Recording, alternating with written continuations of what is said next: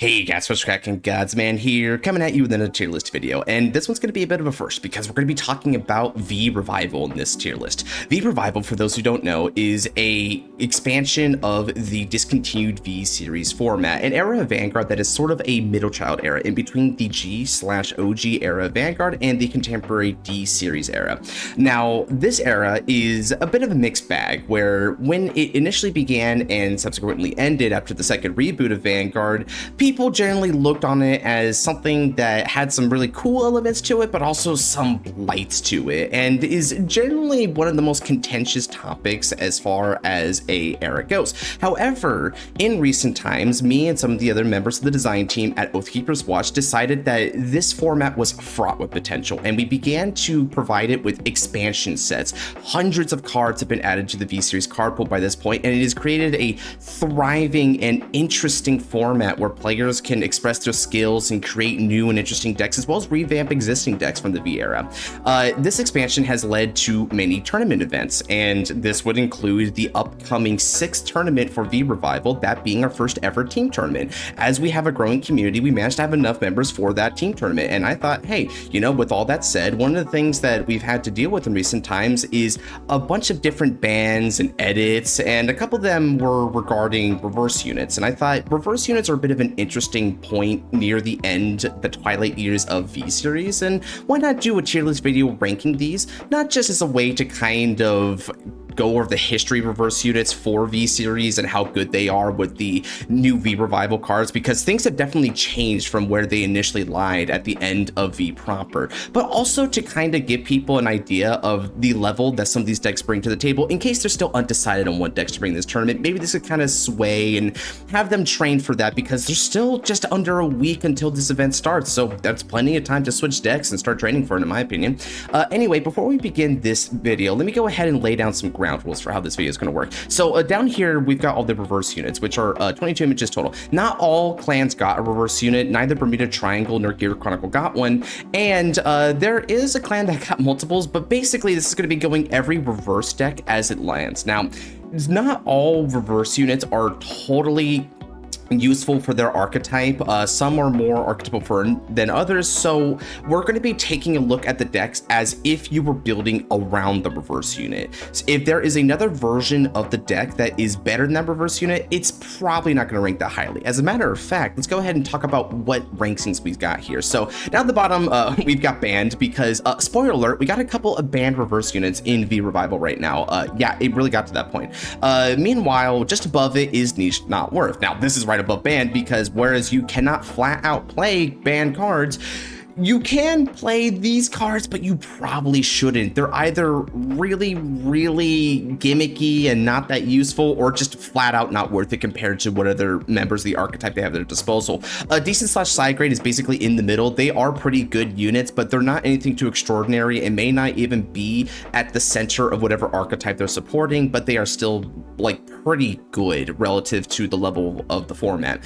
Strong Shot Viable is where you can start getting into some of the gangbusters. These are reverse units that definitely are standout units. They are very strong boss units that could lead their archetypes to victory and generally do sit as the way to play the respective archetype. And then of course at potentially meta, we have the very tippity top, the creme de la creme among verse units. Cards that are so strong that they could actually break through into the modern metagame for V Revival, and as a matter of fact are probably so powerful that who knows, maybe in due time with future support waves they may go all the way to the bottom, which is both the most flattering and unflattering thing you can do to a card, in my opinion. So now that I've laid out how we're going to be ranking these cards, let me just bear in mind that this is going to be somewhat subjective in nature. However, as one of the design team members of V Revival and someone who's played this format for literal years by this point, including in a competitive scene, I do know what I'm talking about with regards to these units, so you can take my opinion with a grain of salt, but I'm probably going to be able to speak some truth on this, right? Anyway, if there are any questions about how to build any of these decks, or maybe why some of the reverse units that were banned are banned, or maybe if you're just wondering how to get into the format proper, you can definitely ask all these questions down in the comment section below, and also check out the link to my Discord. If you want to be a part of V Revival and you think like this is a really cool format to try out, which it definitely is, click on that link. There's going to be a very helpful and growing community there to help bring you into the fold and get you started with V. Now, with all that said, let's go ahead and get into the video. I hope you enjoy.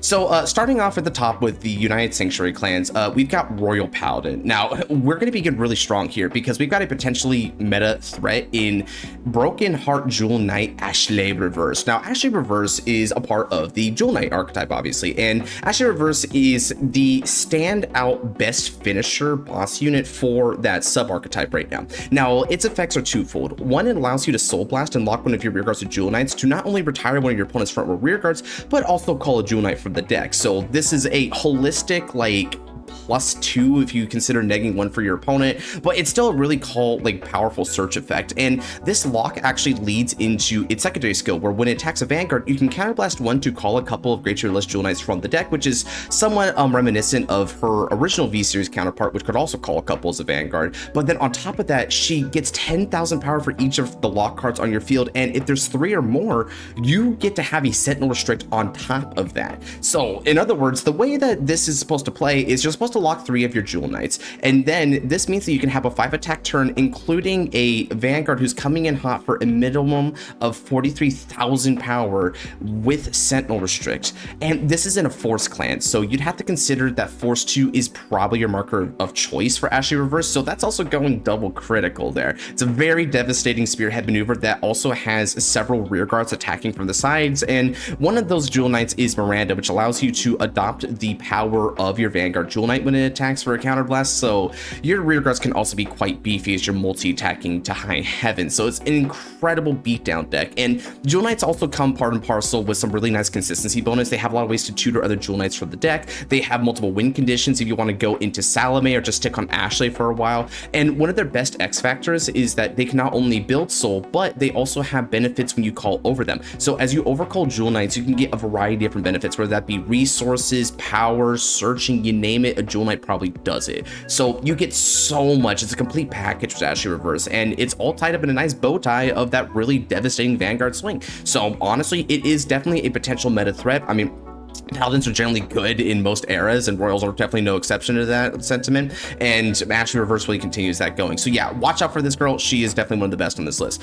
Next up, we have Spectral Dupe Reverse. So Spectral Dupe really lands in about the decent side grady option. So Spectral Dupe's effects are threefold. The first effect is a continuous skill that says that during your turn, it gets 10,000 power, and if you've got the Spectral Duke Dragon, the original, in your soul, it also gets a critical, assuming your opponent's Vanguard straight through greater, right? Now, it has a secondary skill, and this is its main skill, where at the end of the battle that it attacks, you counterblast when to lock 3 of your rear guards in order to stand in with -a drive. This isn't a once per turn, so in theory, you could CB2 and lock 6 in order to get 3 attacks, although the third one is not going to have any drives tied to it.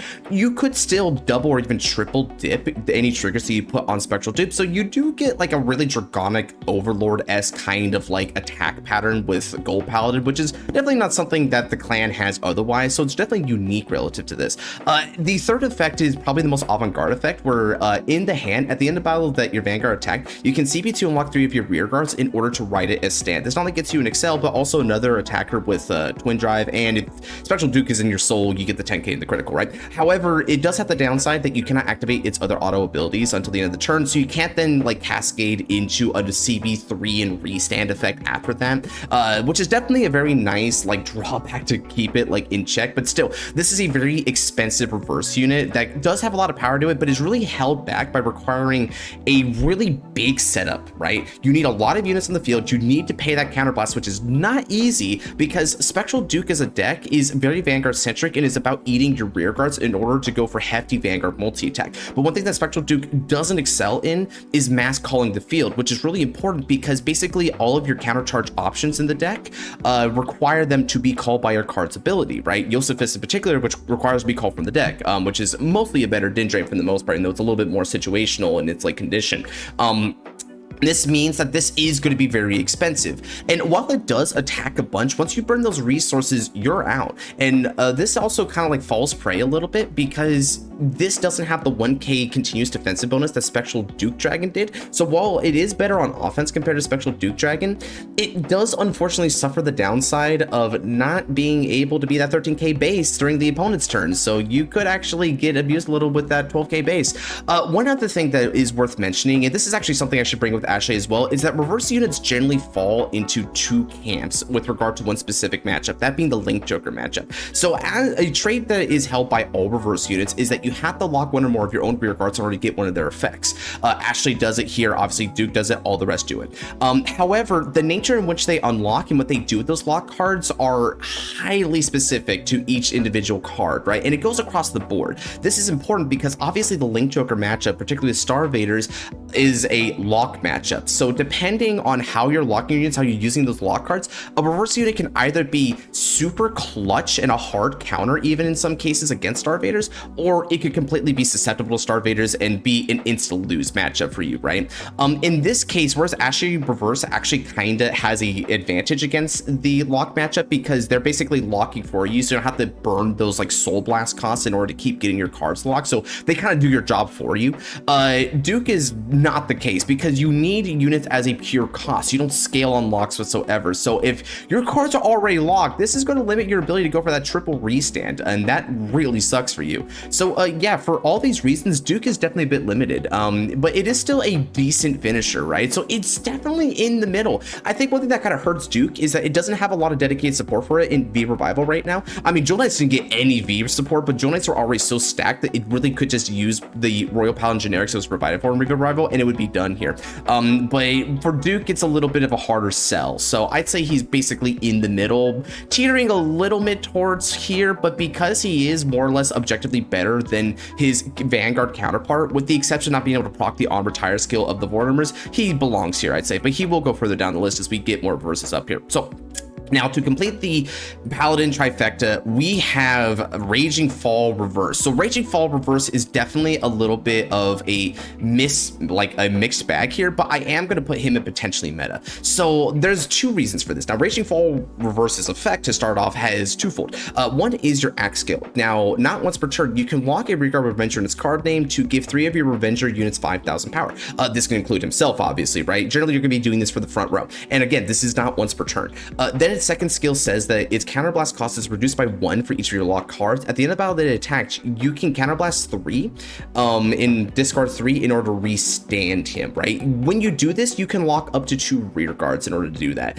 Furthermore, in addition to that, if this thing has like another condition, right? Because there's a couple of different ways to do that. So on one end, you have the normal way where Raging Fall is your Vanguard and you just lock 3 and you just like get to discard 3 and restand, and it's a huge plus 15k to your 3 front row units. So it's a basic like Dauntless Drive-esque beatdown. But the other more head-ass way of doing it is that you superior write it off of Raging Form Dragon's base counterpart, and then you CV3 and discard 3 while you're on 5 damage in order to stand it up. Because again, I didn't make it clear, but you either lock 2 of your stand like rear guards, or if you have 5 or more damage, you can stand the Vanguard, right? That's really, really good, but again, it's super gimmicky because you have to rely on you not healing down any point through interactions. It's a CP4 combo in order to get for the 4 Vanguard swing. However, it is currently, after a recent ban, the only way to achieve 4 Vanguard swings reliably in Vanguard, and reliably is really stretching the definition here.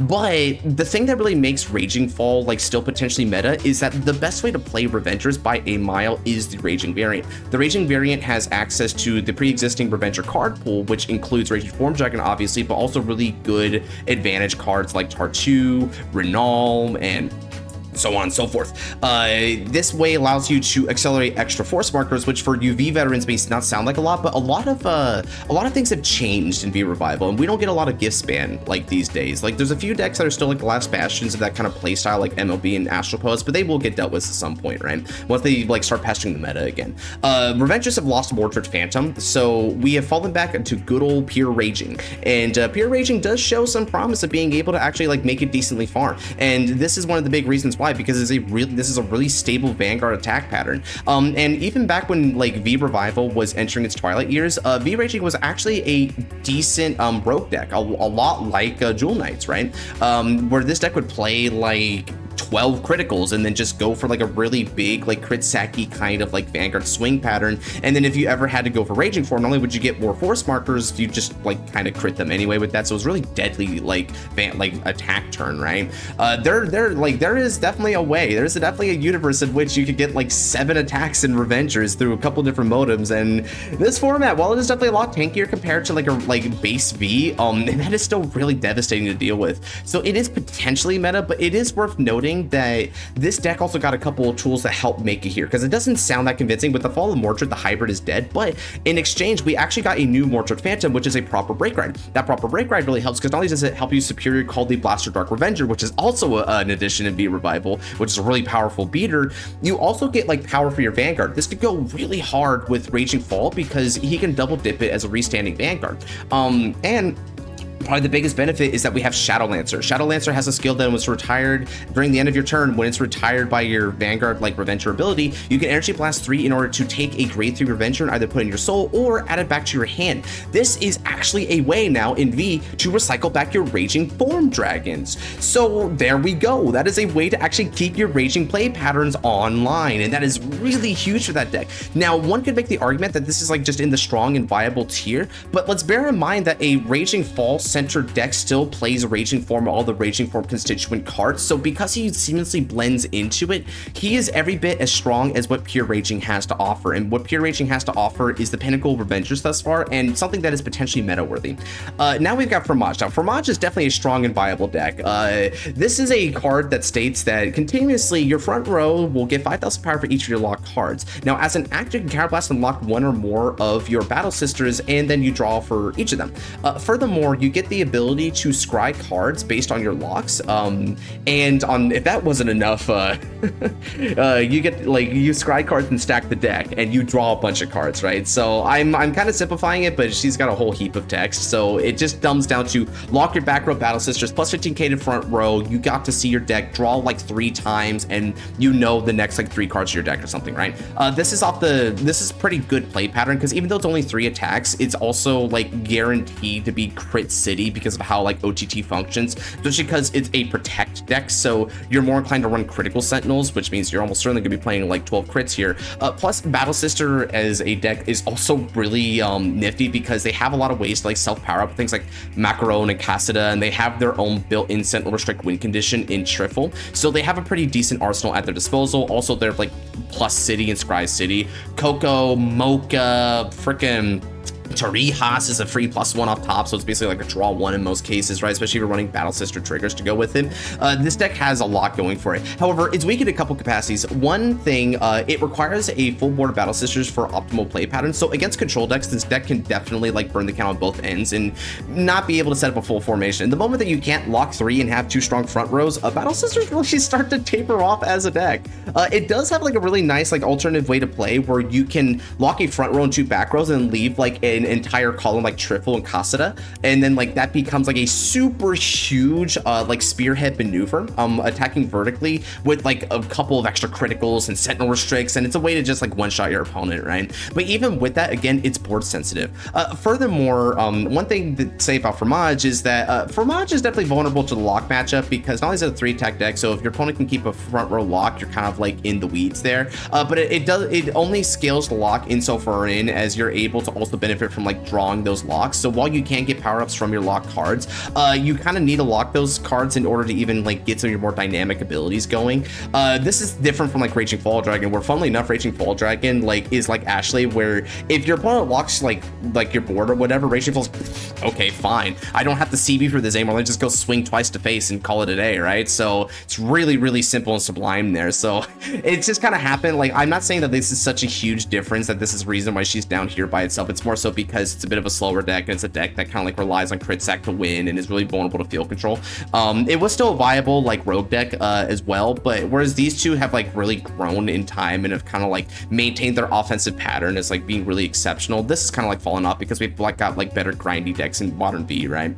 Also, because it's going to rely on the Battle Sister name, we don't really have V Revival Battle Sisters right now, so it's kind of held back by that account. But still, it's definitely a strong and viable deck. So if you want to bring this into like the team tournament, definitely go for it. Himiko. So Himiko is not really worse. So Himiko Reverse's effect is like also twofold. But just to dumb it down, it has an auto skill to superior ride itself at the end of the turn by sucking up all of your rear guards, as long as you trigger 2 or more trigger effects that turn, and you can superior ride on top of Himiko, right? So this is a way to be able to get an extra force marker, and then this sets up Himiko reverse for its defensive play, because its auto skill says that when it attacks or is attacked, you can CB1 to draw a card, and then you lock either a draw or critical trigger, and then you proc its effect once each for your lock cards, right? So defensively during your turn, you could like proc a defensive draw trigger, which means that she's going to be a 23k base, and you draw 2 cards, right, for a CB. That's pretty decent defensive. Then come next turn, when you attack with her, you can like that lock card is still there, by the way, because it doesn't unlock until the end of your turn. So then what you do is you put a critical trigger as like a lock card, and you get to like proc it twice. Because you proc it twice, that means you have another Himiko reverse in the hand, you can like superior ride it again,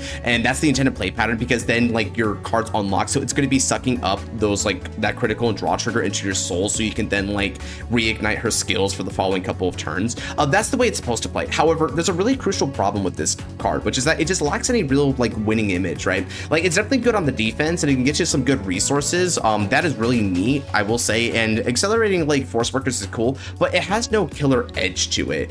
Unfortunately, this card, because it doesn't soul blast at all, is actually like disembarred from some key cards that could like help out, like Broomwitch Callaway, which helps out Himiko. It's not as good as base Himiko when it comes to using Grappler, which Grappler is kind of like taking the boot anyway, but still back during that time, it wasn't able to use it as well anyway, so that was a thing that was going against her. Himiko, because it doesn't soul blast and doesn't really need to use souls aside from specific triggers that you can sort of loop, you don't really need to use a lot of the good soul charge options in the deck either, and unless you see another Himiko, which is hard to search out in Genesis aside from just using Skull, you won't be able to suck up those cards, so now you just have a couple of dead triggers on the field. It's just a really, really weird deck, and frankly, she's probably like a really good example of not worth, because base Himiko, with its like strong OTK potential as a card that could proc critical trigger like 3, maybe even 4 times depending on the deck matchup, I mean, that is a really, really good win condition, right? You get loads of criticals to like try and like kill your opponent with just like a simple 3 attack pattern. This is just not bringing as much power, and it's kind of like defending to ultimately lose in the grind game anyway, right? So it just lacks winning image, doesn't synergize as well with your generic card pool, and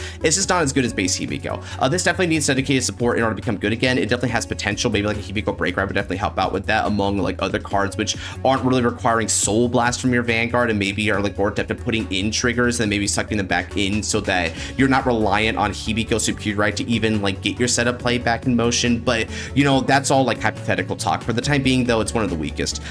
So here's Ramiel. So Ramiel here is it's definitely like in the middle here, but I'm gonna say like it's about the top of like niche. So Ramiel Reverse like has the skill to get a boatload of power, and then has a garbage strict skill where it scales like as a battle door, right? And your opponent can counterblast 2 to shut off this battle door. Otherwise, you've got like a massively resource consumptive attack.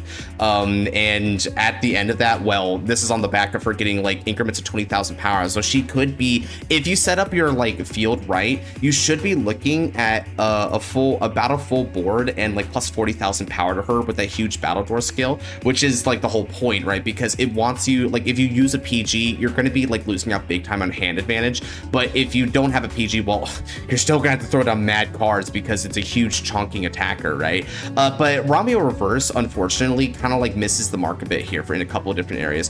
For one thing, it doesn't really have a lot of kill pressure. You're more or less reliant on the top decks for the most part in order to get like critical pressure for game if the opponent's not at like 5 damage already.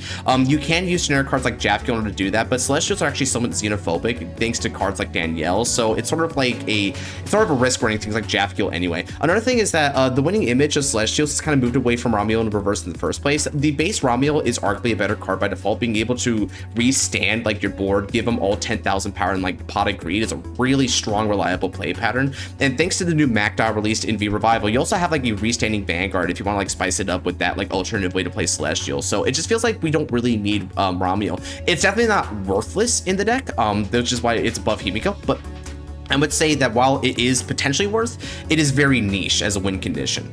So next up, we've got Overlord. This is banned. So in the most recent edit to the restriction/errata list, we have flat out banned Draconic Overlord, the Rebirth. Now, the Rebirth caused a whole host of problems for the format. For one thing, the Rebirth was capable of 4 Vanguard attacks, and this is really insane because we're talking about a deck that like is a force marker deck. So you have like a ton of like 10,000 power increments for your Vanguard, and you could combine this with a couple different break rides. We have, of course, the Dauntless Break Ride, but we also have the Breaking Point Break Ride. The Breaking Point Break Ride even being more powerful than Dauntless because you can see CB1 in discard 2 in order to stand this sucker. He got to keep the drives, and if that wasn't enough, he gave him 10,000 power. So right when you're riding this dude on turn 4, you're looking at 43,000 power, and it's coming at you 4 times, and that's 8 drive checks total. You're actually going plus in card advantage as well because you actually only need to discard 1 for its first restand, and you get to keep the twin drive. And that wasn't enough. We also have Rolamandre as a card in order to like be discard fodder because it counts as 2 and you discard it. So it got a lot of good resources. This is also paired up with Absalom because Absalom is a like self-bouncing rear guard. Again, V Revival has a lot of cards going for it, guys. So for you V veterans out here, this is starting to sound really weird to you. It's because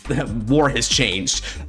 So this as a like win condition became hella more liable because it started building up basically insurmountable attacks like in terms of like raw power, while also having an unpenetrable hand to like try and plow through, right? Tons of PGs and draw power and criticals all over the effing place. And this deck just did not play the same game as the opponent because if everything is a Vanguard swing, at any moment you could die. And this also paired up with Plodgery, which gave a base critical of 2 for the turn, which is a once per fight skill effectively, but still something that when you like quadruple dip it with 4 swings here is so ridiculous. So oh, and let's not even mention the fact that it could like board wipe your opponent. For like each Soul Blast you retire 2, so in a single battle phase you could be looking at up to Soul Blast 4 to retire 8 rear guards. So just about any board is going to be wiped from that just on raw advantage, unless they have retire resistance or something.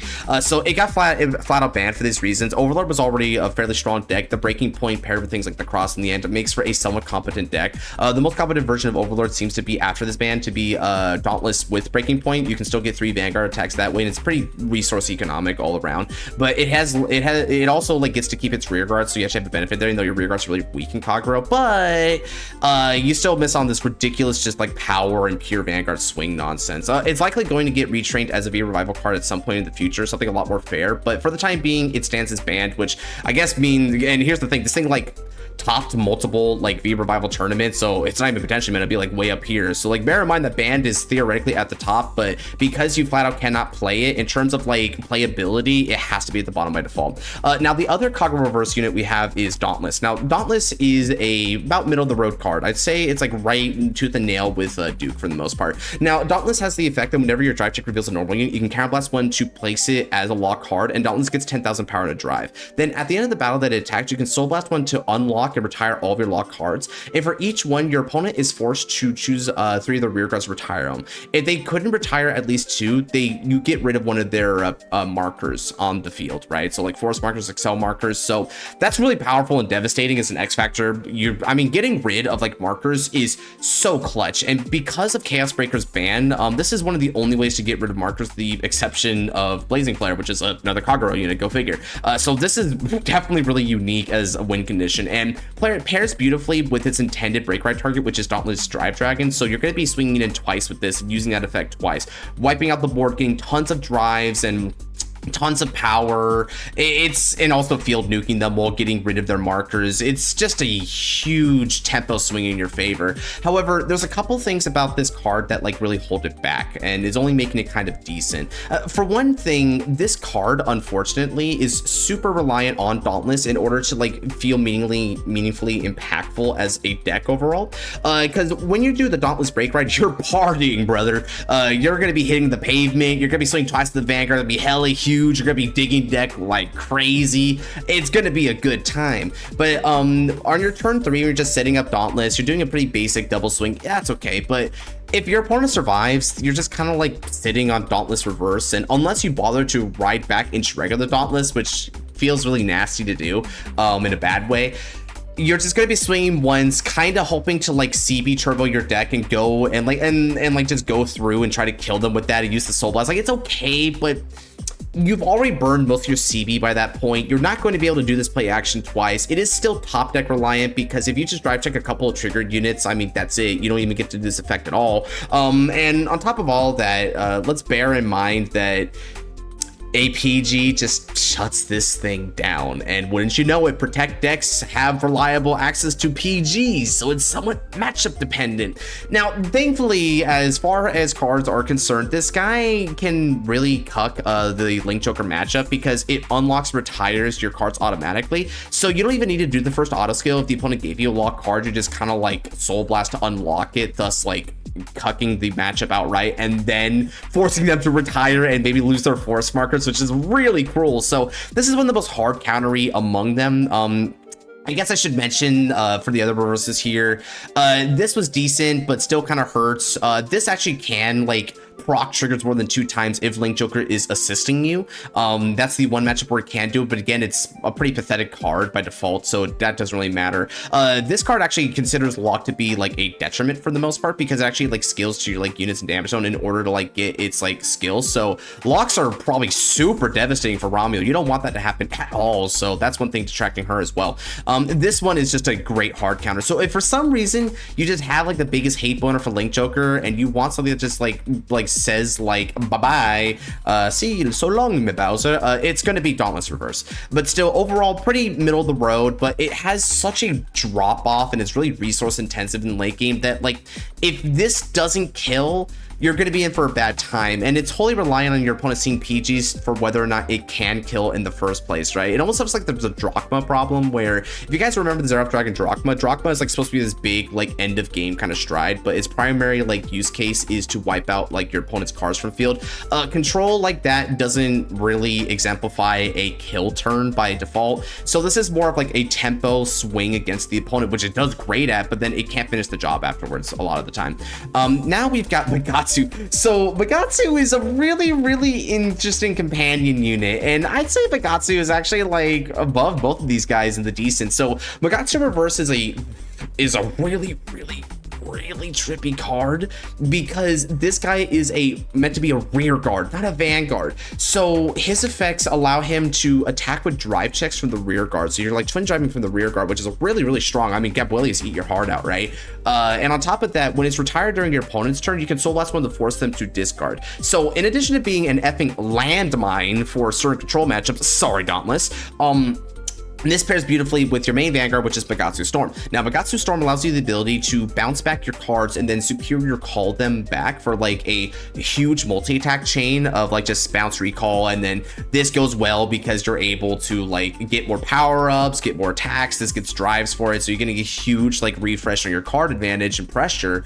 But then on top of that, it's worth noting that Magatsu Reverse, you know that second skill where forcing the discard? Well, see, Magatsu Storm causes this really handy condition where it can retire a few of your rear guards in order to nullify an attack. Like, yeah, it's basically a pseudo PG because it says it cannot be handled in that battle by retiring those rear guards. So not only do you get to do that, but instead of having to discard a card like a normal PG, you force your opponent to discard again for a Soul Blast, which is such a, it is so Nubatama to be disrespectful like that. That is mad work, dude. The thing is though, is that Magatsu is somewhat like piece reliant as a deck, because not only do you need to see the Magatsus to make it work, but you also need to see a grade 3 Insol equivalent to make Storm work to his utmost potential, which if you don't see certain cards like the cat or whatever soul charge into it for some reason, you're going to struggle with that. So it can be a little slow on the uptake, and as a protect deck, protects don't help you at all with like having a speedy game plan, so that's not going to help you as well. And of course, while it is true that you can landmine and make them like use up some cards, ultimately Magatsu still needs to rely on some amount of like RNG with those extra drive checks to be able to finish the job. So it's not the best attack pattern, but it's still definitely capable of holding its own. I remember being in Spring Fest in over in Orange County, and having like my Amon player, my teammate, was fighting against this guy, and holy crap, that was a hell of a slog fest. This deck went into deck out against that, brother. And yeah, it definitely is good of like a showing, but you need a really skilled pilot to be able to make it work and some amount of luck on your side. So I'd say it's decent. Next up is Tachi. So Tachi here is also a pretty decent card. Now it is definitely the way to play Ancient Dragons for the most part, but it is also a really balls to the wall and somewhat difficult to set up turn, right? Like, if you want a card that is asking for massive setup but for massive effing payoff, Spider Drive Reverse is your card, brother. So its effect states that when it's on the Vanguard circle, you perform the ability to draw a card, call a card, and then put a equip gauge for it. But if you roll over Spinal Driver, you get to do that action 3 times. That is a +3, all with the gauge right then and there. And this pairs beautifully with the Scale of Spinal Driver, which retires a couple of your rear guards to not only draw a card, but it gives you an extra Excel marker, which is a second draw because Excel 2 is the only Excel we got, if we're being practical here. And you get a couple doses of 5k power for added measure, which is nice for an Excel deck to be able to get extra power, right? So yeah, you got board swarming, you've got massive card advantage, you get a bit of power. This is a really strong cross break right action, but we're not even getting into the meat and potatoes with Spinal Reverse, right? Because Spinal Reverse then lets you lock a couple of your rear guards with equip gauges in order to give your Ancient Dragons the skill that when you check a front trigger, you get a critical. Now, that means that a front trigger, like, let's say that you're going turn 4 with this, right? With Spinal Driver, you've got a potential 4 Excel markers for 7 front row. 1 front trigger is basically 7 critical triggers. That is so ridiculous, right? And if that wasn't enough, we also have access to the lovely True Ancient Dragon series, where they also inherently have the ability to get a critical when you check a front trigger, which means that your True Ancient Dragons actually go triple critical on that play action. However, you got a CB, you gotta lock 2 of those rear guards with equip gauges, and you need to hit that front trigger. So if you don't see something like Tyranno Legend to set it up and you don't see that front trigger, then I'm sorry, but you're hitting the deck, brother. That is the end of your run right then and there. So it is so balls to the wall, but it has one of the best payoffs. Another thing that really holds this deck back is that if you can't pressure your opponent to 4 damage, this could wet noodle really quickly. Because yeah, that front trigger is 10,000 power to the front row. You get others like some power-ups, but you don't get that much power-ups to the front row. Plus, because you're locking a couple of like Ancient Dragons usually in the back row, you don't usually have optimal columns for combat to try and push through defensives. So let's say they're at 3 damage, you hit them, they go up to 5, they hit like a defensive, or I mean, God, heaven forbid, like 2 defensives, they could probably survive your turn. And good luck trying again. You could, and maybe you could swing Natty for game, but then you're starting to get into Dauntless Dominate territory of, oops, my big kill turn didn't make it. It's time to go to Struggle Town and hope we can win on brass tacks, right? That's where we're at with this card. So it is definitely decent. It is probably the best way to play Ancient Dragon. So it is intimidating, but I wouldn't consider it very reliable, which is why I'm not going to consider it like super strong and viable. It is definitely strong, but I don't know. Maybe it could go up here, but I could be underselling it, but I'm going to put it at the top of this one, right? At least it gets to be the top of something.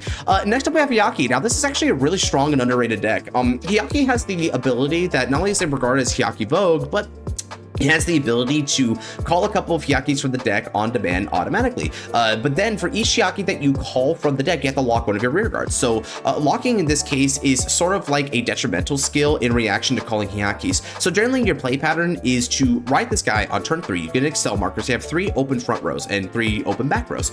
You call 3 back rows, you soul blast 1, call 3 Hyakis to the front row, and then you lock those back rows. However, another play pattern, this is more typical than even that, because that was more the V base play pattern. Now we actually have access to the Hyaki Nayuta, which is a back row attacker that also counts as Hyaki Vogue, just like Hyaki Reverse. So now your actual play pattern is to call a couple of Hyakis by locking a couple, keep the back row center open, have that Hyaki Nayuta there, use of Hyaki Vogue's effects to CB1 and discard, and then call another Hyaki. Then because you got 5 of them Hyakis, you power them all up by 10,000, and then you get a like 5 attack turn beatdown with huge power lines, and also if you check a front trigger, yeah, you're definitely in the driver's seat from that. Furthermore, at the end of the turn, it has an auto skill that lets you, for each of your like unlocked cards, you bot deck one of your rear guards in order to bounce the rear guard back. So the way it works is that when your cards unlock at the end of the turn, you want to bot deck like those Hyakis that you called, and then bounce back the cards that you initially used as lock fodder. The reason you do that is so that you can ensure that next turn with that open board that your opponent can't touch, you call them back, lock them again, call back back the Hyaki squad that are safely in the deck that nothing but maybe Gunning Kolio can like deal with. And there you go. It is probably the most stable guaranteed attack pattern that you have, because your entire attack pattern is basically all complicit from one card. That is really good. And because of the extra attacks and the extra power and like all that jazz that's coming from like Hyaki Nayuta, yeah, we've got a hell of a card going on here, man. The only thing that really holds it back is that it's still only a twin drive, and despite it calling Hyakis, at the end of the day, if your opponent is hitting a defensive and you're not hitting front triggers, you may not be able to do much about it. And this deck, while it does have a lot of field spamming, it doesn't actually draw a lot of cards, so it is really weak on the defensive. So in a protracted game state, or just a deck that is like defensively competent, or just seeing their defensive triggers, you might just get blown out by like post turn 4 or 5, because you just do not have the hand to deal with a lot of the more aggressively inclined decks, right? So all this stability and like constant like power and attack pattern comes at the cost of not being able to defend yourself the greatest. It's more of a glass cannon, but still, it is definitely strong and viable, as particularly in a more control centric meta where you're leaving an open board. It's just going to flip the middle finger to most of the control opponents. Next up, we have a hell of a card here, which is Eradicator Vowing Saber Dragon Reverse. Talk about raw power creep, right? So Vowing Saber Reverse has a Trishula-like skill where you CV1 and lock one of your cards in order to make your opponent bind a card from their drop, rear circle, and hand. Then it has the Vowing Sword clause, the very charming clause where every time your opponent binds a normal unit, they have the option to bind a second normal unit. If they do bind a copy of that normal unit, the same name, you choose on your rear guards, or rather units, I think, and it gets 5,000 power. But if they didn't bind, it gets 10,000 power instead. So by CBing one and like locking any of your rear guards, which is usually just the card behind Vowing Saber, you're able to get 15k to potentially 30k power depending on how much deck destruction you do, and you made your opponent -2 in the process. Now they get to choose, but still, that's pretty annoying, and that's not even the real treat. So when this guy is done attacking, you can counterblast one and soul blast one in order to stand one of your rear guards, right? Assuming you have, as long as you have a Vowing Sword either in the soul or on the rear circle, you can do this effect. But if you've got 4 or more damage, you stand all those rear guards. Some effing Ripple level Aqua Force Nova Grappler type crap in Eradicators.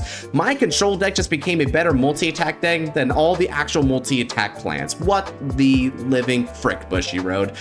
And of course, this is with all the other nice tools that Eradicators had, right? Like you had Dragonic Descendant, which can just be Vowing Saber Plus on top of a restanding Vanguard potentially, that also can bind even more cards for you, which means you proc even more instances of this Vowing Saber skill. You have really strong rear guards to bring to bear, right? I mean, it's just such a fortunate event that V Revival didn't give us any Eradicators for the most part, so we don't even have any new tools in this. But even as it stands, this is probably the best way to play Eradicators by default. Big board swing, lots of field control, because several of your Eradicators can just field control as rear guards, right? I'm trying to remember a couple of them. I mean, Cho-O can do it. There's that, I forget his name. It starts with an S, but he can discard to bind with your opponent's front or rear guards. As I said before, Vowing a Descendant Dragon can like do a Soul Blast to bind one of them.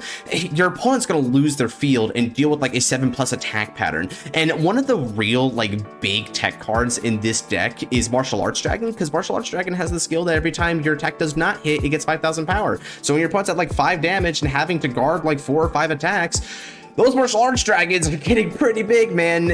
Like so big that it's like, man, why is this even an Excel deck at this point? So yeah, that's where we're at with this. It's definitely a pretty dumb deck, but people haven't really been pushing for this version of Narukami for the most part. They have, I think, just out of sheer disinterest, they've moved on to others, so folks aren't really thinking about Vowing Saber Reverse, but it is definitely a strong attack pattern, right? Now, of course, it is limit break reliant, and you also need a Vowing Sword. So if for some reason you don't have a Vowing Sword, like your opponent removed it or something, like, yeah, this shuts it off. So it's a little bit vulnerable to field control, because even field control can just deny you from a full board setup. And I guess also one like disbenefit of this is that in the Link Joker matchup, locks are just purely a cost. So if your opponent is locking, you don't scale on that, so you don't get the full board restand anyway. So yeah, Link Joker kind of sucks for this deck. But still, despite all of that, I mean, its benefits so far outweigh its drawbacks that it's definitely considered potentially meta.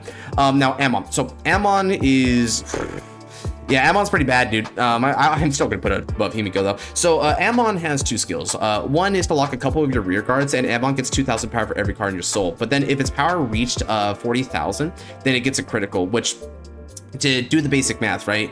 In order to get it up to that level, you're going to need 30,000, not 30,000, you need 40,000 power, right? So that means if you give it 28, it reaches 40. 28 divided by 2 is 14, meaning that you'll need about 14 soul in order to get there, if my math is correct. That's not hard for Amon, but the problem is that it's just a big dumb beat stick, which is what the regular Amon could do anyway, but the regular Amon came in with a nifty double hand, double field rip, right? Now they all go to the opponent's soul, which is always a little bit dicey, but still you're like negging 4 from them while building up your own soul in the process. And on top of that, this card has the effect to counterblast in order to call a couple of cards from the soul that are Amon in name, but then at the end of the turn you have to like put them back in the soul. Now the intended combo of this is kind of a +2 combo because you're supposed to soul blast 1, call those 2 Amons, you lock those Amons, and that's after using their skills like Atrocious, but it could rest itself, so that's really good value. You lock those Amons at the end of the turn. When they unlock, they don't have to go back to the soul because they're considered new units by the rulings of lock. But even then, this is not really winning the game. It's just a big dumb beat stick, right? The +2 is neat, and I guess it's kind of a nice first ride, but why +2 when you can make your opponent -4, right, guys? Plus, if we're being like real here, this is another example of like where lock is just bad for you because lock is just a cost. Any reverse that needs lock just as a cost and as a scaling mechanism is going to struggle against Link Joker for the most part, and this is definitely like one of those moments. It's not that great, and another thing, right, is we have a card called Vlad Specula in V Revival. Now, this is the singular dedicated Amon support card that we have thus far. Now, Vlad Specula has a skill that states that when it's put in your soul, you can Energy Blast 3 to return it to your hand. Now, in Amon Reverse, you can use it because if you call Vlad Specula during the end phase, you can put it back and then, like, it returns to your hand for Energy Blast 3. But this also makes the regular Amon so much better because while the regular Amon has to, like, rip a card from your field in your hand, which is a -2, Vlad Specula makes it, like, all the more worth because you're just immediately getting back that value, brother. So, and it's also a really strong, like, defensive tool while you're at it. So yeah, like, realistically overall, not that great. It's niche. In a dedicated Amon deck, you probably run it, but because this is so bad, it actually makes dedicated Amon pretty weak. So it drags down its entire archetype because its archetype kind of needs Amon name synergy to get maximum value. But when one of your Amons is like Dookie and it's a alternative boss for Crimini's sake, yeah, people are just going to rather run Amon and either like Amon plus whatever flavor of like DI win condition you want. Amon plus Castile, Amon plus Shaharot, Amon plus Dark Lord of Abyss, whatever the heck you want to do, just throw Amon on there and you've got yourself a monster mash, brother. So this is just not cutting it. So yeah, it's pretty bad. Now Lukier. So Lukier is pretty like good, I'd say. Silverthorn is definitely considered being like a fairly viable deck, but Lukier is not the best part of that deck, right? So I'm gonna put Lukier right around here. So Lukier Reverse has the effect to lock 3 of your cards with like different grades, and then it superiorize yourself from the soul. So this not only gives you an extra Excel marker, but because of its continuous skill for each of your locked cards, you're gonna get 3,000 power to your front row. So you've got a pretty nifty front row power up Excel like generation, and it's an Excel generation that occurs during the main phase because it's an axe skill.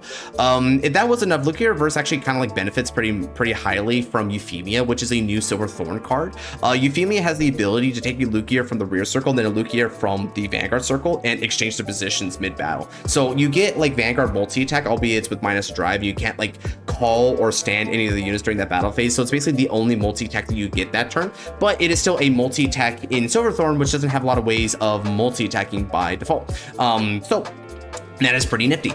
And one thing that you can do is, yes, this means that when the moment you swap out Lukier Reverse, meaning that you aren't able to get like her scaling anymore, what you can do is you can swap into Venus Lukier, which means that now Venus Lukier is right there ready for action on the next turn, and you can redo this play pattern because Venus Lukier skill is still in effect, and you can like put in all of your like your rears, right? You can put in like all of your rears, especially if like Dorian or whatever to do with it, although you don't need Dorian here. You put all of your rears into soul to get another Excel. That means this is back of the soul soul, so during the next turn, you lock 3 more of your cards, superior ride this, yada yada, you get the point, right? That's what this deck does now. So Lugia Reverse got a really big buff, but it's a buff that goes really under the radar. However, this is a bit piece reliant. Now, you do get Leukemia in order to like search out your Lugia, so it's easier to tutor out than ever before, but it's also really expensive, and it is a little gimmicky because you do have to lock some of your rear cards. So you're getting like probably a net positive in overall power, and you also get like good draws and Excel generation.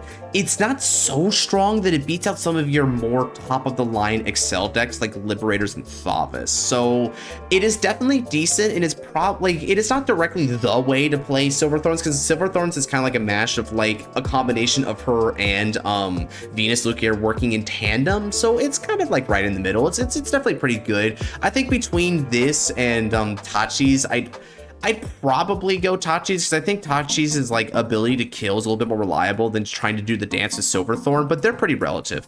Now Dudley here, this guy is like also kind of like a decent side grade, and you might be like, why is that? Well, there's a couple reasons for that. So Dudley Reverse has the ability to not only superior call great to your greater like from your deck, as long as you have like no normal units in your like rear circle when it attacks, but every time that like you lock a card, you can discard and like gain a drive, so you could be going in for like a ton of extra drives, which is a massive like pressure attack from the Vanguard, right? Like you could one shot your opponent with this if they don't bring out like the PG or like sufficient guard for it, and because like you're doing a lot of like calling from the deck and then bot decking, your top decks could probably be a few triggers, right? So it does technically like use like the deck compression element of Spike Brothers to its maximum benefit.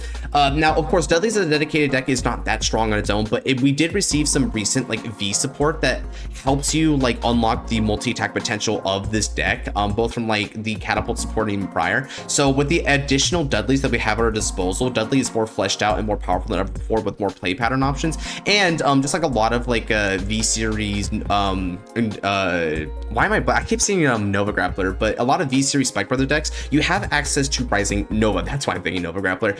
You have access to Rising Nova, so Rising Nova has a really big play with this in tandem with the Juggernaut maximum play. So the play with this, take a quick sippy here. The play is to go for a restanding middle column with Rising Nova along with your Agile fullback, which is a back row center attacker, much like Nayuta, and pair it up with like extra drive, superior call from deck, and just massive attack, because when you restand, you lose the drive with Rising Nova, but when you're attacking for 4 drives, it means you're attacking for 4 drives and then 3 drives, my guy. It is a whole wicked combo. You want to know how to make this combo work? You can check out Living Proof's video, because Living Proof is like the guy to like consult on spikes. It's a really funny combo. My friend David pulled it off a few times, and if you get it done, I mean, your opponent is like dead, but like, you know, misspelled dead, like DED or whatever. They are that kind of dead, dude. And to top it all off, like that's not the only way to utilize this guy, but because he's like fairly versatile in his application, and a dedicated Dudley is not like that bad, I'd say he is pretty decent all around, but not really the top of the line spikes. Ogles definitely be taking them spotlight, let's be honest here, folks. If you don't know what Ogles are, it's another be a revival thing. So yeah, because of that, I think this is a pretty good place. He should chill with Duke. So here's Ethics. So Ethics Buster Reverse. So Ethics Buster Reverse is probably the best way to play the worst archetype in V. The worst archetype in V is Beast Deities. Now, Beast Deities have a skill, like a gimmick, where they have this common skill where they can attack the opponent during the main phase. Why attack the opponent during the main phase rather than the battle phase? I don't know, and I don't think Bushiroad even knew, right? It's a terrible gimmick that makes no sense, and it costs a bunch, and it doesn't hit numbers, and it's really easy to deny, and it's just a doo-doo head maneuver, right? Now, the best way to play Beast Deities is to just basically give up on it, right? Now, Beast Deity Ethics Buster Reverse has the effect that whenever, like, one of your rear guards attacks, you lock it. When it attacks, not at the end of the battle, which means, you know how Nova Grappler can attack a bunch of times? Well, it's attacking none of the time because you keep locking them. Instead, what happens is that this guy is going to constantly lock your rear guards when they attack, and this includes the main phase attacking, which I guess is sort of the tie-in that makes it somewhat synergistic, in order to like set up its main multi-attack play, where at the end of the battle that it attacks, you discard a card and retire 3 of your locked cards in order to stand it up. It doesn't lose drives when it does this, and as a matter of fact, that's kind of like brutal because with its third skill, you can Soul Blast an Ethics Buster base from your soul if an attack hits in order to gain a drive. So you could be getting like even more drives with it depending on when your opponent lets damage go through, which of all the times to take damage, the first attack is something the time to do it. So this is actually a pretty neat skill, right? But still, it is overall really niche because its archetype is just so objectively bad, and you're having to like -4 for each of these attacks in a deck that doesn't power it up all that much anyway, that you're really relying on the heart of the cards to get you the triggers necessary to break through that hand, man. And I'm not gonna lie, once you get like, you can get 3 to 4 Vanguard attacks. When I said like reliable ways to get like 4+ Vanguard attacks, this is the other way of doing it, right? Reverse units are just between this, and this. Reverse units just really did 4 Vanguard attacks, dude. That was just something they love to do. I mean, hell, technically in the very late game, you were capable of it with, you know, dupes. So that's just a reverse thing, I guess. I mean, there's nothing really spells edgy like having so many attacks that it makes Kai-kun cry in joy, right? But once you're done with that, I mean, look at what you did. You attacked 4 times, your opponent blocked them all, you had to retire like 9 rear guards and discard 3 cards from hand. What did it get you? A decent sized hand, an empty board, you're out of resources, and you're gonna die next turn because your opponent is playing a deck that was prepared for this kind of offense and just plays like nothing happened, right? Congratulations. Was it worth it? Hell no. One benefit about this guy is that it actually can fight against reverse in a pretty like decent way, because getting rid of your lock cards means that like you can actually photodize the cards that they lock there. But you want to know the funny thing? You shouldn't be having those lock cards because you should be retiring them all in the first place and giving an open board for Link Joker. So that has a good Link Joker matchup, but like, you're playing one of the worst decks ever. I think it's a bad matchup because the deck is objectively better than your deck anyway, so who the F cares? So yeah, it's the best way to play the worst deck, so by default, it is at least like gotta be down here, but I can't even bother putting it up here because it does not save its archetype whatsoever, so I can't even consider it decent. So next up we actually have D-Robo. Now, D-Robo actually has a lot going on with it for itself, right? D-Robo has this double skill. I say D-Robo, but this is reverse Dayusha, obviously, right? For Dimension Police. Now, Dimensional Robo, reverse Dayusha has the skill that at the end of the battle that like your D-Robo attacks, you can CB1 in order to superior ride it with -a drive, right? But it has to have, it states that the only cards that could have attacked that turn are Dimensional Robos, so it's locked out of generics and locked out of things like Brad Black and other such nonsense, right? But even though it gets -a drive, you have to CB for it. This is a whole Vanguard attack with an extra force marker from the ride, and it is also in a deck that gets a ton of force marker and a ton of like Vanguard attack. So you're going for 3 super massive booty big swings, right? And if that wasn't enough, on the next turn, it can lock a couple of your rear guards with D-Robo in order to -10,000 your opponent's Vanguard. So your attack pattern can begin anew, right? Really, really strong Vanguard. Now, having said that, though, while it is definitely a really strong one of the better reverses we got, there's a couple things that like are caveats for reverse Dayusha.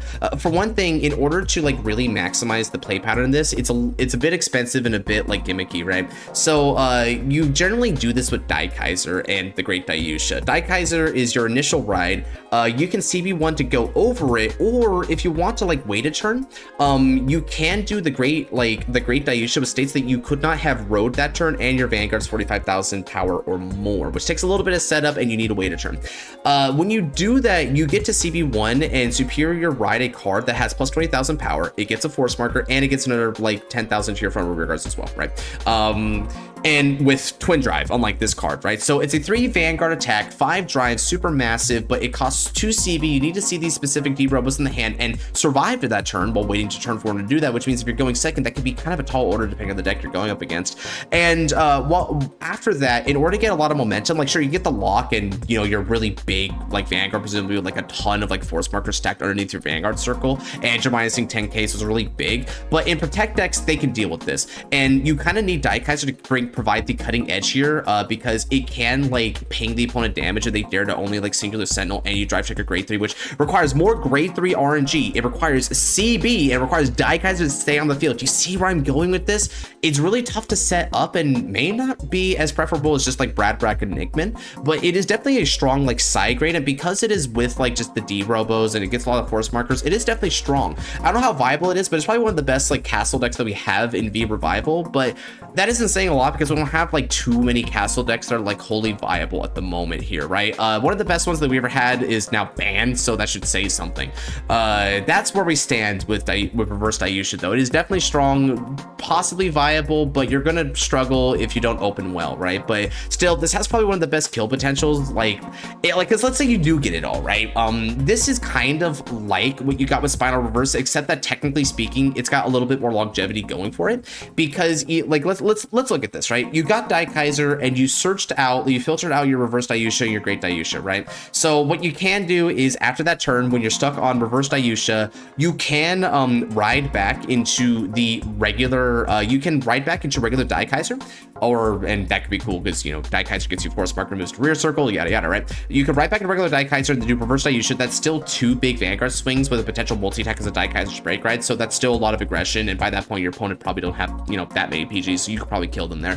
Furthermore, if you choose to stay on this dude, you can instead go for great Daikaiser into reverse Dayusha and basically just like skip out on having the whole break ride element with Daikaiser initially and that guaranteed critical from him. So you have multiple ways to end the game with it. You can kind of like switch, like mix and match how you do these grade 3s, and both this and Daikaiser are decent like standalone Vanguards as they are, because it assumes you have a lot of power coming from like supporting units and force markers. Twin Order is just a son of a bitch in this deck, by the way, so definitely play that if you can. But you know, because of the gimmickiness of great Dayusha in particular, and also the fact that you need to see a bunch of grade 3s live that long, pay all those resources, it's got just enough things going against it that I can't really say it's potentially meta, but it does have one of the best attack patterns. Kagero, so for you V veterans out there, this is going to be hilarious. Kagero is actually really decent. So probably one of the biggest glow ups we've ever seen in the history of V is from Kagero. So Kagero's got a handful of skeleton cards, which allows you to do a bunch of key functions to make Kagero's reverse a hell of an attack pattern, right? Skeleton World Knight allows you the ability to superior ride Kagero in order to get like Kagero set up early, which means you got another grade 3 in soul and more of them for not just the effect of your basic Kagero, but also the scaling effect of grade 3 in soul for your Kagero's reverse, right? And it's also multi-attack and protect like generation, so you get a lot of stuff there. One of your best cards is Skeleton Assault Troops Captain. This allows you to act as 3 discards for that really overcosted discard 4 effect coming from Kagero's reverse, and it also allows you to add back a Kagero as well as itself to the hand by paying cost of the drop zone, so you basically get a guaranteed discard effect of Kagero's reverse, so this mitigates the cost, and you also have the setup from Skeleton World to help you with your scaling effects. Pietro allows you the ability to not only mill cards, but it gives you more setup potential, gives you more power, and on top of all of that, Pietro allows you the ability to get back like some counter charge to makes the CB like easy for Kagero, because Kagero can be CBing a bunch on its turns based on the cards you're using and how many times you're proccing your original Kagero. And it also has the final skeleton card, which is Skeleton Colossus, which allows you to manually discard skeletons from the deck and maybe even add them to the hand if you happen to ride it. So it gets you the key skeleton package going into circulation that you can revive with regular Kagero, and it also like tutors out the Kagero themselves, like this one, which requires to proc from the drop zone. Holy mother of training wheels, Batman. This is the worst reverse card objectively, but unlike Ethics, which has a terrible archetype, this has so many like dedicated family member skeletons, putting this guy on the primo life support, dude. This dude might as well be like John D. Rockefeller, bro, just getting constant like transplants. This guy is being carried, and it makes her a really solid like multi-attack, right? You're getting like extra protection every single turn. You're getting a massive beater, because one of the nifty parts of Kagero's reverse, which is really still startling to this day to say that Kagero's reverse has upsides, but Kagero's reverse allows you the ability to get a huge beater because it gets 10,000 for each card that you unlock after locking 5. By the way, yeah, you have to lock 5, which is really trippy, but then but when you do that, well, you now unlock them for each grade 3 in your soul, which of course Kagero's are grade 3s in your soul, and Skeleton Colossus counts as grade 3 in your soul as well, so that's another really nifty benefit. So yeah, that's a lot. That's a lot of like unlocks. There's a lot of like revivals with regular Kagero's, so you're getting tons of plussing, tons of power, a nice multi-attack, extra like protect generation, a lot of drop zone like recursion and facilitation. Pietro is getting you back some cards. It's just all good stuff here. However, the critical weakness of Kagero's this is that it's incredibly piece reliant. You need to see the skeletons their stat, which means that like your biggest crutch has got to go to skeleton colossus to be able to tutor off the skeletons. So if you don't see your colossuses, you don't open them, you could have a little bit of a tough time assembling the skeleton gang. But once the skeleton gang is on board, you do have a pretty solid attack pattern. Now it's not like guaranteed to like win on its own.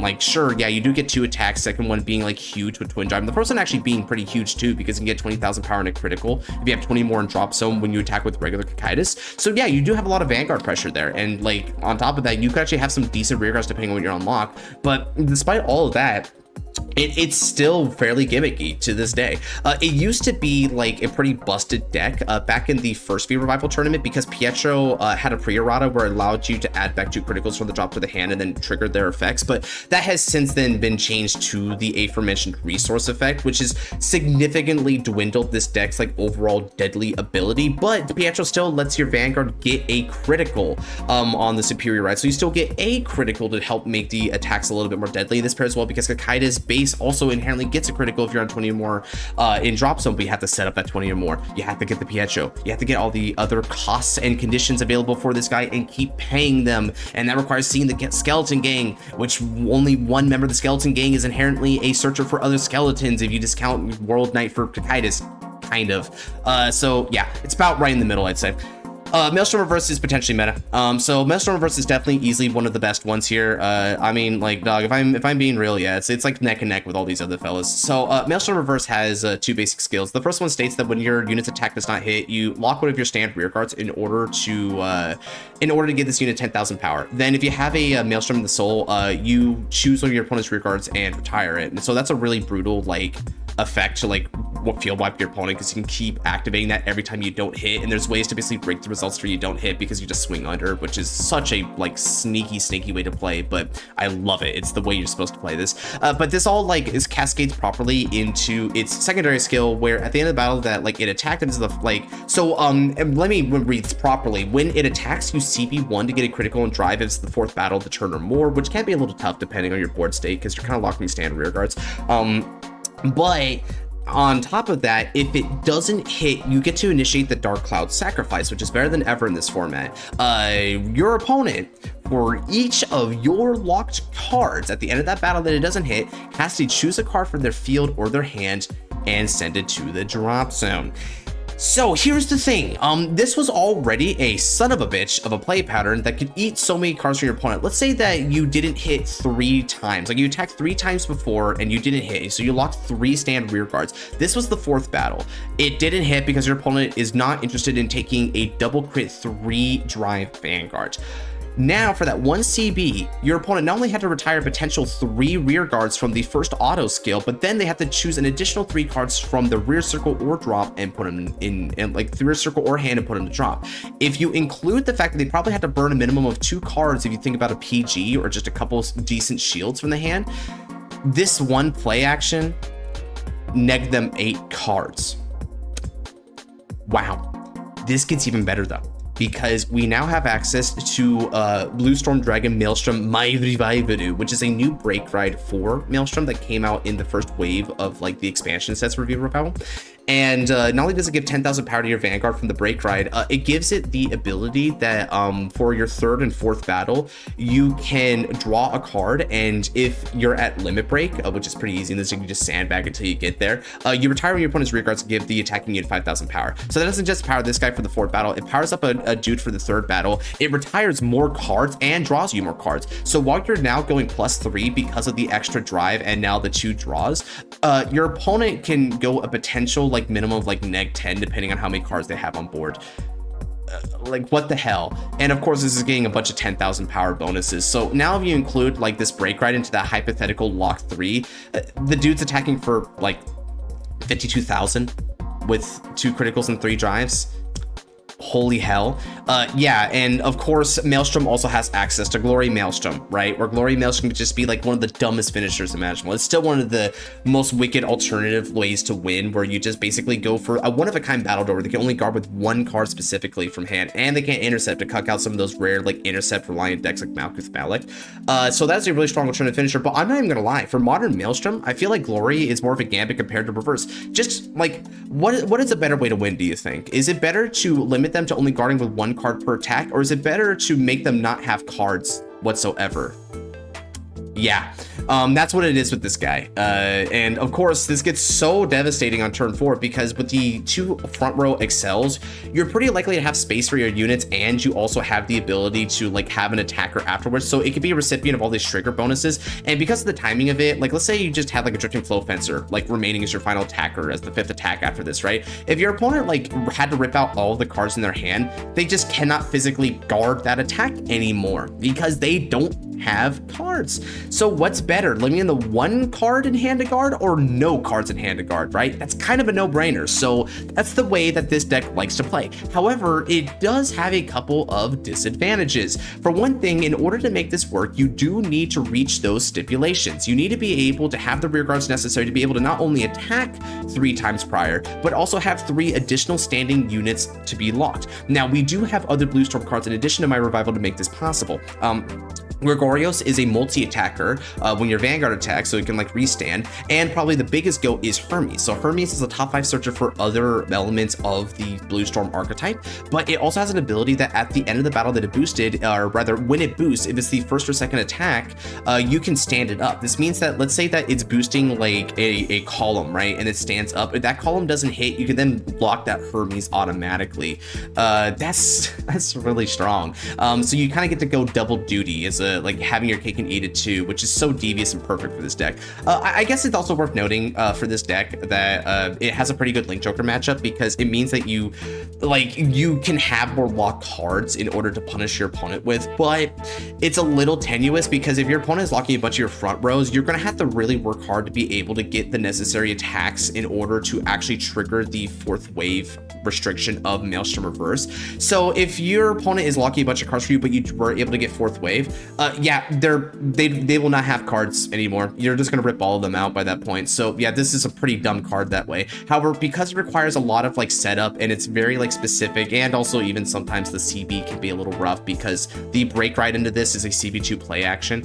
It is pretty counterable and can be hard punished by like control decks beyond just Link Joker, especially ones that remove cards from your field because despite the fact that its break right is called My Revival, it does not have any revival, nor does any of the other Blue Storms for the most part. So yeah, that's where it stands, right? It's still probably one of the best like reverses that we have all around, and it's in probably one of the best ways to play Aqua Force. It's up there with Thalvis at the moment, but it's just like one of the most wicked control decks that we have, coming from a deck that is also capable of multi-attacking, right? Sounds familiar, huh? Anyway, so we're almost done with this. We just got to go on to the zoo cards. So Giraffa, now Giraffa is gravitating somewhere here, but I'm actually going to say he's pretty decent. So Inverse Giraffa Reverse has the effect that when your unit's card is like placed, you can lock one of your rear guards, get 15,000 power to your front row. So it's a huge power up. But then furthermore, the main meat and potatoes that when it attacks you CB1, and for each of your grade like 3 giraffas in Soul, your opponent chooses a card from your hand and they call it to rear circle, and they don't get auto abilities from it. Now, if the amount that your opponent calls from hand is not equal to or greater than the amount of giraffas that you had in the Soul, this guy just gets to stand by locking a rear guard. Now, on one hand, this is a multi-attacking Vanguard with like 15 to potentially even 45,000 power to the front row that keeps the twin drive. That is insane, and it's kind of like, but here's the thing. Like, on top of doing that and like getting all that power, those extra drives, that extra multi-attack, there's a lot that's holding it back. So for one thing, you need to get a lot of giraffas in the Soul. Otherwise, your opponent can just call like a couple of cards and that's it. Which means that in your initial stages, you're probably not going to want to ride this first. You're going to want to go into the initial Giraffa. Now, the initial Giraffa is good because it can rip 2 cards, and unlike the inverse Giraffa, initial Giraffa actually has the ability to paralyze those cards, and it has an inherent critical to it. Well, it's getting 5,000 power for each of the Giraffas. Now, Giraffa actually got a bit of a support wave in V Revival, so you have Urgaraffa and also Sangaraffa. One being able to like superior ride and search for your Giraffas and being a booster. The other one is a grade 3 that like moves itself into the Soul at the end of the battle and attacks. So that's another grade 3 Giraffa in the Soul, which is huge for this deck to get its scaling going. So it gives you power for regular Giraffa and the extra discards here. Well, I say discards with actually superior calls. But still, this deck definitely needs those great things to get going. If you ride this guy first, he's going to like struggle for a little while before you can actually get there. And one thing that, like I said before, you can't paralyze those cards that you call. And one thing to mention about this attack pattern that kind of sucks is that your opponent has the option to call as many as they want from the hand when you do this. It's just that if they don't call enough to meet the minimum number of your Giraffas in the Soul, you restand. So let's say that your opponent has like 4 cards in the hand and you have like 4 Giraffas. You know what your opponent's gonna do? They're not gonna call a damn thing. They're gonna say, go for it, bud. Just go ahead and restand. I'd rather use the PGs I have remaining in my hand to stop this double swing attack. Furthermore, you've gotta lock a rear guard to get that restand, which means that in order to get the like restand going, the maximum value that can go on that restand is probably 30,000. You block both your other back rows there. Like, holy hell. So, and also Sandra has to move into Soul, so it's like, you know, depending on what you got, maybe you can't even call a decent attacker to replace it. So it's got a lot of like stop gaps going for it, but if you do pull it off, this is nuts. Especially if you use key cards like Mega Battler S, which can make your opponent call a card from the hand to trigger this effect, and it soul charges.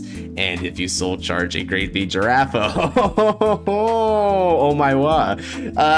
So that's where we're at with this, brother. It's probably a side grade. It's about as good as the regular Giraffe. It is a alternative way to finish the game, probably more aggressive. This one opts for a gimmicky restand that relies on player game state, whereas the other one is just like a really beefy solitary like double crit attack that will always hand rip your opponent for 2. It's a pretty decent archetype overall. It takes a lot of setup though, and there's a lot of ways for it to fall through, not to leave such being if your opponent just plays into your matchup well, you're just kind of like done and dusted.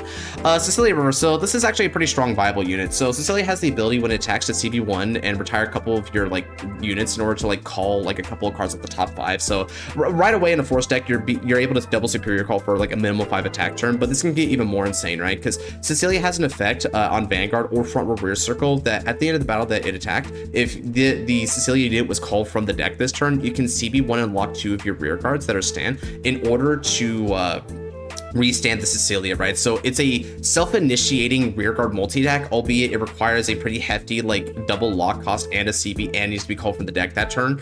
So there's a lot going into it like as like an upfront cost and condition. But then on top of that, if you lock a front row, you can instead like move to the Guardian Circle. So you get that ride, you get the ability to retire a couple and call a couple more. That is pretty effing insane. You get a lot of multi-attacks under this Force clan, so you get tons of numbers. And if that wasn't aggressive enough, Musketeers also have like great resource gaming. Vera allows you the ability to bot deck a couple of cards of your choice from the drop zone and call a couple Musketeers in response, and while you're doing that, you get a drive. This can play beautifully because between the drive, the superior calling, and the scaling effect where you get the drive, and you can, if you have a Saul in the front row, you can take any trigger effect that you put on Vera and apply it to the front row instead. So any trigger becomes a front trigger, which is nifty for a Force deck where you don't normally have front triggers. And yeah, that can actually apply really well to Cecilia Reverse. Now, yes, if you ride Cecilia, you lose Vera's like front row power bonus. So you could just as easily have Cecilia like just be a rearguard multi-attacker and be like the recipient of any critical triggers that you have. So like, let's say that like Vera's triple drive for the deck compression and the ability to like superior call and get 3 drives, like gets a couple of critical triggers. Cecilia could be attacking for like 3 criticals, a Force marker, an extra 20,000 power from those other skills. Bearing in mind as well that your opponent, if they 2 to past it or 3 to past it, you're just gonna put to your Vanguard anyway because the power applies to the front row, so you don't care. You know, they're betting against your deck purely, not against you. Also, Cecilia got a pretty massive bust from a card named Alberto. Now, Alberto has the skill during the main phase. This was an errata. Used to do it at the end of the battle of the attack, which is insane, even more multi-attack. Alberto got errata to a main phase act to be able to superior call Cecilia with 10,000 power from the deck. So now you not only just have another 10,000 power to work with, but this automatically fulfills the condition to be superior call from the deck, and you're manually pulling it from the deck. So you need to worry about like top 5 pulls and rely on the RNG to get you there. So yeah, it's a sustainable multi-attack pattern. It's got a lot of power. It's got a couple modes to work with, whether you want it to be a Vanguard or a rear guard, like restander for you.